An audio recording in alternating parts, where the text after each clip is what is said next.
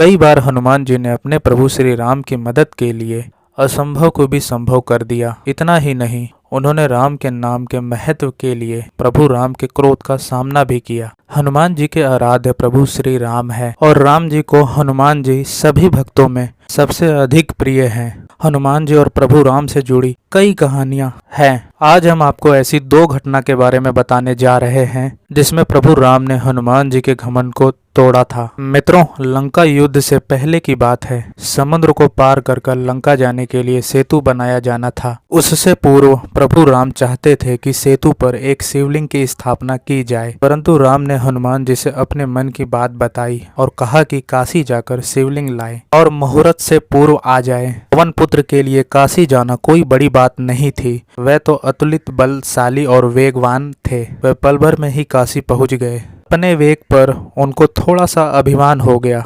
प्रभु राम तो अंतर्यामी हैं, उन्हें यह बात पता चल गई। तत्पश्चात उन्होंने सुग्रीव से कहा कि मुहूर्त बीत जाएगी, ऐसे में वे रेत की शिवलिंग से सेतु स्थापित कर देते हैं। प्रभु राम ने वहां पर रेत का शिवलिंग स्थापित कर दिया। इसी बीच हनुमान जी काशी से शिवलिंग लेकर प्रभु राम के पास पहुंच गए। उन्होंने देखा कि प्रभु राम ने तो रेत का शिवलिंग स्थापित कर दिया है। हनुमान जी ने प्रभु राम से कहा कि आपने मुझे काशी भेजकर यह शिवलिंग लाने को कहा था। यह शिवलिंग लेकर मैं तो आ गया, लेकिन आपने तो रेत का शिवलिंग स्थापित कर दिया। तब प्रभु राम ने कहा कि उनसे भूल हो गई है। ऐसा करो कि इस रेत वाले शिवलिंग को यहाँ से हटा दो, फिर वे काशी से लाए हुए शिवलिंग को यहाँ पर स्थापित कर देंगे। हनुमान जी ने प्रभु आज्ञा पाकर अपनी पूंछ से रेत के शिवलिंग को पकड़ लिया और उसे उखाड़ने की कोशिश करने लगे, लेकिन वह शिवलिंग वहां से 1 इंच भी नहीं हिला। हनुमान जी को पहले आश्चर्य हुआ, लेकिन थोड़ी ही देर में उनको अपनी गलती का एहसास हो गया। उनका घमंड टूट गया। फिर उन्होंने प्रभु श्री राम से क्षमा मांगी।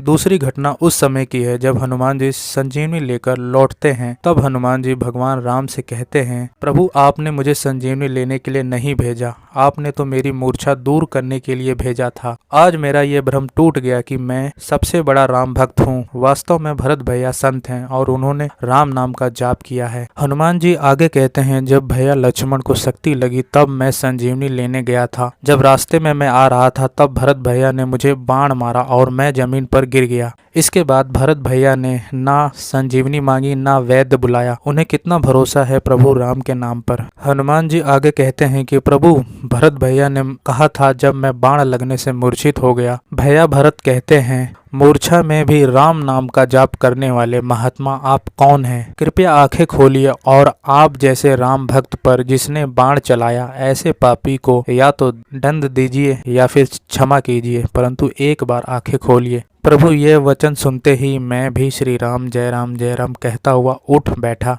प्रभु मैं आपका नाम तो लेता हूँ, पर भरोसा भरत भैया जैसा नहीं करता, वरना मैं संजीवनी लेने ही क्यों जाता। इसके बाद हनुमान जी कहते हैं, प्रभु बाण लगते ही मैं पृथ्वी पर गिरा, लेकिन पर्वत नहीं गिरा, क्योंकि पर्वत तो आप उठाए हुए थे। मैं तो सोच रहा था कि पर्वत को मैंने उठा रखा है। मेरा ये अभिमान टूट गया। प्रभु आपके तर्कस में ऐसा कोई बाण नहीं जैसा भरत भैया के पास है। आपने सुबाहु मारीच को बाण से बहुत दूर गिरा दिया। आपका बाण तो आपसे दूर गिरा देता है, परंतु भरत भैया का बाण आपके चरणों में ला देता है। भगवान राम हनुमान जी की बातों को सुनकर मुस्कुरा कर बोले, हनुमान जब मैं ताड़का का वध किया था तथा और भी राक्षसों का वध किया, वह सब मुक्त होकर मेरे पास ही आ गए हैं। इस बात को सुनकर हनुमान जी बोले, प्रभु आपका बाण मारने के बाद आपको आपके पास लाता है, भरत भैया का बाण तो जिंदा ही चरणों में ला देता है। भैया भरत तो महान आत्मा है।